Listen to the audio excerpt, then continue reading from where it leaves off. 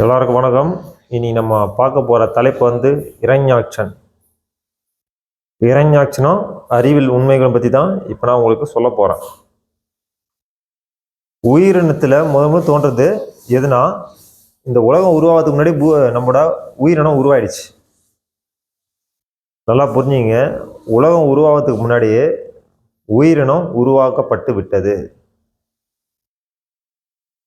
இது படிப்படியாக ப்ராசஸ் ஆகி டெவலப் ஆச்சே தவிர ஒரே டைமில் எல்லாமே ஒரு கோல் வெடித்து சிறந்ததுனால இந்த உலகம் உருவாச்சுன்றது கான்செப்ட் தப்பு. நெருப்பு, நிலம், நெருப்பு, காற்று, ஒலி, அதான் சவுண்டு, இது எல்லாமே ஒரு ப்ராசஸில் கூடி ஒவ்வொரு அதிர்வலையிலாக கொஞ்சம் கொஞ்சமாக உருவானதான் அந்த உலகம். சயின்ஸ் என்ன சொல்லணும்னா, ஒரு நெருப்பு வெடிச்சு சிதறதுனால, ஒரு அணு வெடிச்சு சிதறதுனால உலகம் உருவாச்சு இன்னும் ஒரு கதை வச்சுன்னு இருக்கும். அந்த கோட்பாடெல்லாம் நான் ஏற்றுக்கல. இந்த உலகம் அதிர்வலி மூலியமா தான் கொஞ்சம் கொஞ்சமாக உருவாச்சே தவிர ஒரே டைமில் இந்த உலகம் உருவாகலை. அப்போது இந்த உலகம் உருவாகிறதுக்கு முன்னாடியே உயிரினங்கள் உருவாயிடுச்சு. நான் சொல்றது புரியுதுங்களா? உயிர் என்பது 3 தன்மையில தான் இருக்குது. உயிர் அதிர்வலை, ஒளியலை, காற்றலை. 4வது தான் இந்த நீர், 5வது தான் மண். உருவம் வெளியே தெரியுது. அது முன்னாடி அலைவரிசை கோட்பாடு, சிக்னல் என்ற ஒரு தத்துவம் உள்ள உருவாயிடுச்சு. இப்போ இந்த இறைஞாட்சன் கதை எப்படி வருதுன்னா, இவனா பண்றான், பூமி எத்துமை தண்ணிக்குள்ள ஒழிச்சு வச்சிடறான். இதை நாராயணமூர்த்தி வராக அவதாரத்தில் பூமியை காப்பாத்துறாருன்ற ஒரு கதை இருக்கு, நம்ம இதிகாச கதை. இது என்ன கதைனா, உலக உற்பத்தி ஆன கதையை தான் உங்க அறிவியலா சொல்லி வச்சிருக்கிறாங்க, ஒரு ஆன்மீக கதையா சொல்லி வச்சிருக்கிறாங்க. இப்போ எப்படின்னா, இந்த உலகம் முதல் ஒரு பொருளா உருவாவதுக்கு முன்னாடி கண்ணாடி மாதிரி இந்த வெட்ட வெளியில இப்போ அப்படிதான் இருக்கு. இப்ப நான் உத்து பார்த்தாலுமே அப்படிதான் தெரியும், உங்களுக்கே தெரியும். சாதாரணமா உத்து பார்த்தாலுமே புள்ளி புள்ளி புள்ளி புள்ளியா தெரியும். இது கண்ணாடி லேயர். இந்த ஒட்டுமொத்த பிரபஞ்சம் ஃபுல்லா என்ன இருக்குது? கண்ணாடி லேயரா தான் இருக்குது.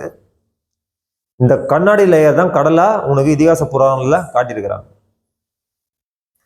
இப்போ இந்த பூமி எடுத்துட்டு போய் அந்த கடலுக்குள்ள ஒழிச்சு வச்சுட்டான்னா, அப்போ எப்படி இந்த லாஜிக்கான ஒரு விஷயம் உங்களுக்கு புரியுதா? பூமி என்பது பூமியே கடல்ல தான் இருக்குது. கடல் பூமி மேலதான் கடல்ல இருக்குது. அப்போ ஒரு பூமி எதுவுமே எப்படி ஒரு கடல் ஒழிச்சு வைப்பான்? அப்போ கதை அது கிடையாது. இந்த உலகம் ஃபுல்லா கடல் அலை மாதிரி இந்த யூனிவர்ஸ் அலைவரிசைகள் அதிர்வு அலையில மூவ் ஆகிட்டே தான் இருக்கு.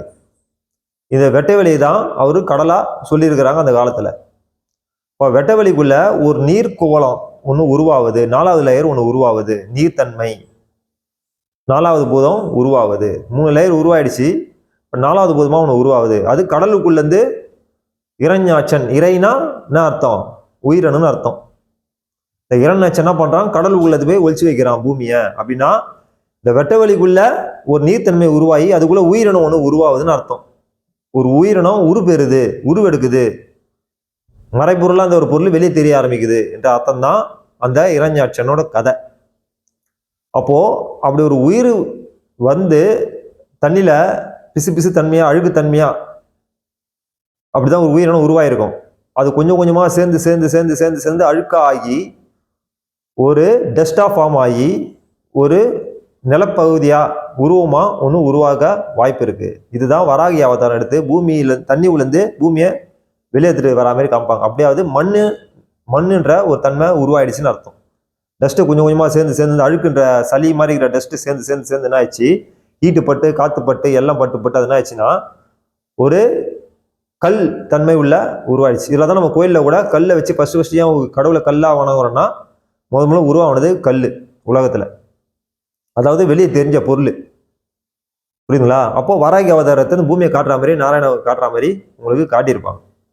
இப்போ இவ்வளவு குழப்பம் இருக்குது ஒரு கதையில. இந்த நம்ம கதையை வச்சுன்னு உன்னால ஆன்மீகத்தை உன்னால புரிஞ்சிக்கவே முடியாது. நான் நிறைய வாட்டி சொல்லுவேன் தான்,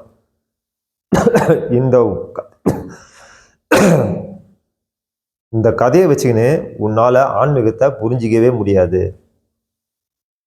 இந்த கதையை எடுத்து சொல்ல ஒரு ஆள் உனக்கு தேவைப்படும்.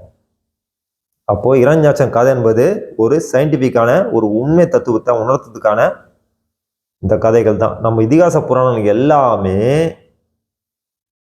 பிறப்பு இறப்பு சார்ந்த விஷயத்தை தான் சொல்லியிருக்கு. இப்போ இதே டைமென்ஷனை நீ கருவறையிலும் இதே தான் நடக்கும். ஒரு உயிரோட கருவறையிலையும் இதே தான் நடக்கும். நன்றி, வணக்கம்.